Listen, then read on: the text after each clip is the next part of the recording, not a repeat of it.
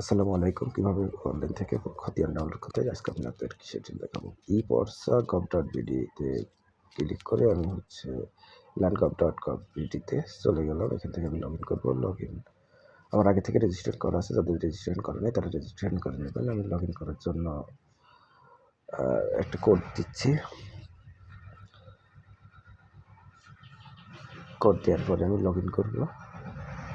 Login করার পর এখানে একটা অপশন আসবে ভূমি উন্নয়ন করে আমি ক্লিক করব। ক্লিক করার পরে আমার এইরকম একটা পেজ আসবে। এখান থেকে আমি থ্রি ডটে ক্লিক করে খতিয়ান নামক একটা অপশন যাবো। এখান থেকে আমি নতুন খতিয়ান সার্চে ক্লিক করবো। এখানে খতিয়ানের সার্চ করার জন্য অপশন আসবে। এখানে আমি বিভাগ সিলেক্ট করবো। আমার বিভাগ খুলনা, জেলা দেব কুষ্টিয়া, উপজেলা মিরপুর,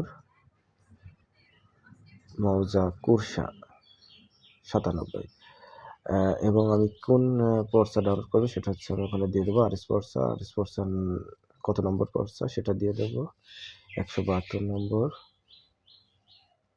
এটা আমাদের বাপদাদার জমির পর্সা বা খতিয়ান দিয়ে আমি আমার পাশে একটা খুঁজুন বাটন আছে। আমি খুঁজুন বাটনে ক্লিক করব। পাশে খতিয়ান নম্বরের পাশে যাচাই বাটনে ক্লিক করলে আমার খতিয়ানের পুরো ইনফরমেশন এখানে চলে আসবে। ধন্যবাদ। এভাবেই আপনারা খতিয়ান অনলাইন থেকে ফ্রি ডাউনলোড করতে পারবেন। Thank you. আসসালামু আলাইকুম।